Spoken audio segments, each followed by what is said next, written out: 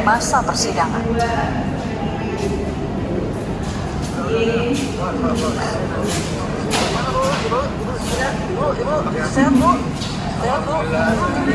Tangis Supriyadi pecah. Pendidikan punya peran utama bagi peradaban suatu bangsa dengan memberi perhatian pada aspek pendidikan. Jika suatu negara tidak memberi perhatian terhadap pendidikan, maka negara tersebut tidak dapat membangun sumber kekuatan, sumber kemajuan, sumber kesejahteraan, dan sumber martabatnya yang digunakan untuk memperbarui kualitas SDM dan kualitas warga negaranya. Negara wajib memberi pendidikan pada setiap warga negara secara layak dan berkualitas, serta memastikan tiap warga negara menggunakan hak mendapatkan pendidikan. Dalam melaksanakan tujuan negara tersebut, terdapat peran guru sebagai pendidik yang memberi pembinaan, pendampingan, pengarahan, pelatihan, dan evaluasi kepada peserta didik dalam mengambil hak dan kesempatan mengenyam pendidikan. Guru menjadi tonggak utama dalam mewujudkan pembangunan masyarakat Indonesia yang cerdas dan berkualitas. Guru berupaya mencerdaskan dan meningkatkan kualitas warga negara dengan mengabdikan diri agar setiap orang memiliki kesempatan yang sama dalam menguasai ilmu pengetahuan, teknologi, informasi, dan seni, sehingga kedepannya dapat diimplementasikan dalam kehidupan nyata. Pendidikan merupakan salah satu hak dasar warga negara yang wajib dipenuhi oleh negara. Pasal 39 Undang-Undang Nomor 14 Tahun 2005, peran seorang guru atau pendidik dalam proses kemajuan pendidikan sangatlah penting. Oleh karena itu, tugas yang diemban guru tidaklah mudah. Guru sebagai pendidik profesional dalam menjalankan tugasnya akan selalu bersinggungan dengan peserta didik, orang tua peserta didik, dan masyarakat yang pemerhati. Guru secara normatif memang telah mendapatkan perlindungan, sebagaimana ketentuan pada pasal 39 Undang-Undang Nomor 14 Tahun 2005 yang berisi tentang guru dan dosen, serta pada Undang-Undang Sistem Pendidikan Nasional Nomor 20 Tahun 2003 yang berisi tentang guru adalah pendidik profesional dengan tugas utama mendidik, mengajar, membimbing, mengarahkan, melatih, memilah, dan mengevaluasi anak didik pada pendidikan anak usia dini, jalur pendidikan formal, pendidikan dasar, dan pendidikan menengah. Guru wajib memiliki kompetensi dan kebebasan dalam menjalankan tugasnya, seperti kebebasan dalam menggunakan metode atau teknik mengajar, mendisiplinkan murid, dan memberi sanksi pada murid yang melanggar norma. Pada dasarnya, guru memiliki kebebasan mendidik selama masih sesuai dengan perundang-undangan dan kode etik guru. Guru berupaya mencerdaskan dan meningkatkan kualitas warga negaranya dengan mengabdikan dirinya agar setiap orang memiliki kesempatan yang sama dalam menguasai ilmu pengetahuan, teknologi, informasi, dan seni, sehingga kedepannya setiap warga negara dapat diimplementasikan dalam kehidupan secara nyata. Menurut Undang-Undang Sistem Pendidikan Nasional Nomor 20 Tahun 2003, guru adalah pendidik profesional dengan tugas utama yaitu mendidik, mengajar, membimbing, mengarahkan, melatih, menilai, dan mengevaluasi anak didik pada pendidikan anak usia dini jalur pendidikan formal, pendidikan dasar, dan pendidikan menengah. Segala tugas dan kewajiban guru telah tertuang dalam Undang-Undang Nomor 14 Tahun 2005 tentang guru dan dosen pada pasal 1 ayat 1 yang menyebutkan bahwa guru secara khusus adalah pendidik profesional dengan tugas untuk mendidik, mengajar, membimbing, mengarahkan, melatih, menilai, dan mengevaluasi anak didik pada pendidikan anak usia dini jalur pendidikan formal, pendidikan dasar, dan pendidikan menengah. Untuk itu, guru wajib memiliki kompetensi dan kebebasan dalam menjalankan tugasnya seperti kebebasan dalam menggunakan metode atau teknik mengajar, mendisiplinkan murid, memberikan sanksi pada murid yang melanggar norma-norma dalam peraturan perundang-undangan dan kode etik guru. Sesuai dengan pasal 9 ayat 1 Peraturan Pemerintah Nomor 74 Tahun 2008 tentang guru, bahwa guru memiliki kebebasan memberikan sanksi kepada peserta peserta didiknya yang melanggar norma agama, norma kesusilaan, norma kesopanan, peraturan tertulis maupun tidak tertulis yang ditetapkan oleh guru, peraturan tingkat satuan pendidikan, dan peraturan perundang-undangan dalam proses pembelajaran di bawah kewenangannya. Serta pada ayat 2 dijelaskan mengenai sanksi tersebut berupa teguran dan atau peringatan baik lisan maupun tulisan, serta hukuman yang bersifat mendidik sesuai dengan kaidah pendidikan, kode etik guru, dan peraturan perundang-undangan. Dalam Undang-Undang Nomor 14 Tahun 2005 tentang Guru dan Dosen telah diatur mengenai perlindungan pada guru, meliputi perlindungan hukum, perlindungan profesi, dan perlindungan keselamatan serta kesehatan kerja yang diberikan oleh pemerintah, pemerintah daerah, masyarakat, organisasi, profesi, dan atau satuan pendidikan. Perlindungan hukum tersebut meliputi perlindungan yang muncul akibat ketidakadilan atau diskriminasi oleh peserta didik, orang tua peserta didik, masyarakat, maupun pihak lain berupa tindakan kekerasan, ancaman fisik maupun psikologis, perlakuan diskriminatif, intimidasi, dan perlakuan tidak adil. Dalam memberikan pendidikan kepada siswa, tentunya guru membutuhkan perlindungan hukum dalam menjalani tugasnya. Sebab mengikuti pola perkembangan zaman di mana karakter siswa telah berubah. Dalam hal ini, guru perlu berhati-hati dalam memberikan sanksi atau bentuk disiplin kepada siswanya. Guru memiliki kode etik dalam melaksanakan tugas dan kewajibannya. Namun, terkadang selalu muncul problema yang dapat mengganggu proses belajar mengajar. Guru seringkali dilaporkan telah melanggar hak perlindungan anak saat memberikan sanksi, pelanggaran atau bentuk disiplin terhadap anak didiknya, seperti menegur, menjewer, mencubit, peringatan, hingga pemanggilan orang tua. Tidak semua bentuk sanksi atau disiplin tersebut dapat diterima dengan baik. Di satu sisi harus melaksanakan tugas dan kewajibannya, namun di sisi lain dalam mengoperasikan kewenangannya dianggap melanggar Undang-Undang Perlindungan Anak dan diancam oleh Komisi Perlindungan Anak Indonesia atau KPAI.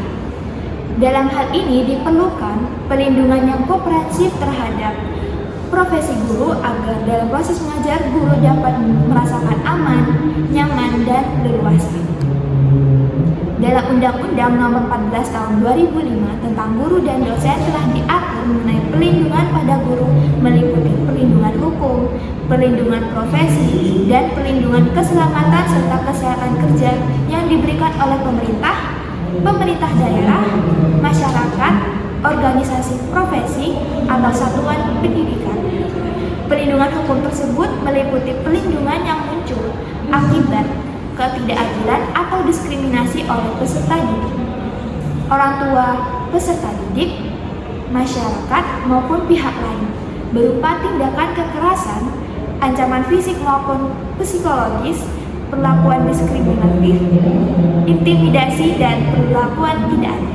Bentuk pemberian perlindungan bagi pendidik dan tenaga pendidik dalam menjalankan tugas profesinya, Kementerian Pendidikan dan Kebudayaan mengeluarkan Permendikbud Nomor 10 Tahun 2017 tentang perlindungan bagi guru.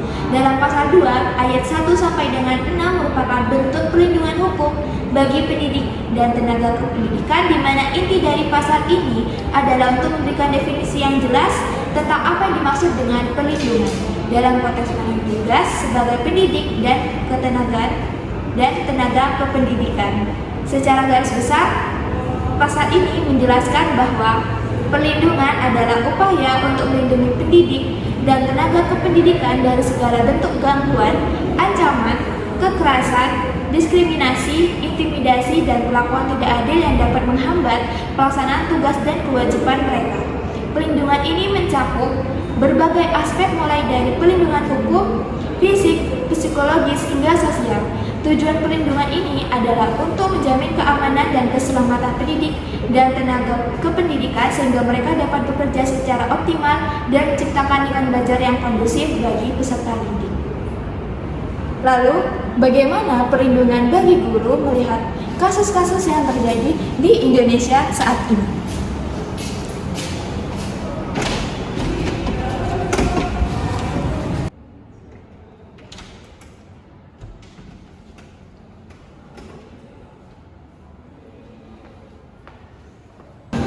ada 3 kasus yang akan kami ulas dalam pembahasan ini. Yang pertama adalah kasus guru honorer yang ada pada SDN 4 Baito, Kabupaten Konawe Selatan, yang dilaporkan pada April 2024 dengan tuduhan atas penganiayaan siswa, dilaporkan oleh orang tua siswa kelas 1 SD yang ada di SDN tersebut. Nah, kasus ini menjadi perhatian publik pada saat ini, yang dimana yang melaporkan kasus ini adalah orang tua siswa yang salah satunya adalah bekerja sebagai salah satu anggota kepolisian yang ada di Konawe Selatan. Nah, kasus ini kronologinya adalah ditemukan luka lebam di paha siswa kelas 1 SD oleh ibunya. Kemudian orang tua tersebut tidak terima terhadap luka yang diterima oleh anaknya. Kemudian orang tua melaporkan kepada Polres Konawe Selatan untuk melaporkan guru yang bernama Supriyani. Nah, Supriyani ini terjerat kasus dan tuduhan penganiayaan siswa. Nah, yang dimana Supriyani ini menjelaskan bahwasanya pada saat ditemukannya luka lebam di paha siswa tersebut, Supriyani mengatakan bahwa pada hari itu tidak mengajar di kelasnya, dan juga Supriyani itu tidak sering berinteraksi dengan siswa tersebut, sehingga Supriyani menyangkal terhadap tuduhan tersebut. Kemudian orang tersebut menawarkan uang damai, yang dimana jika ingin kasus ini selesai, Supriyani harus membayar uang sebesar 50 juta kepada orang tua siswa tersebut. Tetapi Supriyani menolak tawaran tersebut karena Supriyani tidak memiliki uang. Kemudian pihak sekolah juga sudah menawarkan beberapa macam penyelesaian permasalahan ini. Salah satunya adalah dengan cara kekeluargaan, tetapi orang tua siswa tersebut bersikeras untuk menolak penyelesaian masalah secara kekeluargaan dan ingin tetap membawa kasus ini ke pengadilan. Orang tua siswa tersebut juga mengatakan kepada Supriyani bahwasanya udahlah, ibu mengaku saja kalau ibu ini melakukan tindakan tersebut. Jika ibu nanti mengaku tindakan tersebut di persidangan nanti, kami orang tua siswa akan meringankan hukuman yang akan dijatuhkan kepada Ibu Supriyani. Akhirnya pada saat persidangan mulai, Bu Supriyani ini mengaku tindakan yang harusnya dia tidak mengakui tindakan tersebut karena ia tidak melakukan tindakan tersebut. Ketika Ibu Supriyani mengaku tindakan tersebut, Ibu Supriyani malah tidak mendapatkan sesuai perjanjian yang dijanjikan oleh orang tua siswa tersebut. Supriyani dimasukkan ke lapas perempuan Kendari, yang dimana itu tempat penjara perempuan yang ada di kabupaten tersebut. Menurut kuasa hukum, Supriyani menyatakan bahwasanya kasus ini mengandung pelanggaran kode etik, yang dimana pelapor merupakan polisi yang bekerja pada Polres Konawe Selatan ini, yang dimana Polres ini tempat mengajukan dia permasalahan ini. Dan kemudian yang kedua adalah adanya kepentingan pribadi yang terjadi antara orang tua siswa dengan memanfaatkan guru honorer yang ada di sekolah anaknya tersebut. Kemudian kasus yang kedua adalah kasus guru SD Darul Ulum, yang dimana dituduh dengan atas kelalaian guru terhadap siswa. Pada saat itu kronologinya adalah terjadinya kecelakaan satu siswa di dalam kelas yang cedera mata mengenai gagang sapu yang dimainkan oleh siswa-siswa lainnya. Nah, orang tua siswa tersebut merasa tidak terima karena pada saat anaknya mengalami cedera mata, guru tersebut tidak ada di dalam kelas. Akhirnya orang tersebut melaporkan kepada pihak kepolisian pada Februari 2024 mengenai tindakan kelalaian guru terhadap siswa ketika siswa tersebut mengalami cedera mata. Kemudian setelah dilaporkan kepada kepolisian melakukan penyelidikan. Setelah dilakukan penyelidikan pada tanggal 7 Mei 2024, guru ini yang bernama Husnul Khotimah ini ditetapkan sebagai tersangka dengan terjerat pasal 360 ayat 1 KUHP dan pasal 360 ayat 2 KUHP, pasal 55 ayat 1 kedua KUHP, yang dimana berbunyi barang siapa karena kesalahannya menyebabkan orang lain luka atau memberikan kesempatan seseorang melakukan tindak pidana.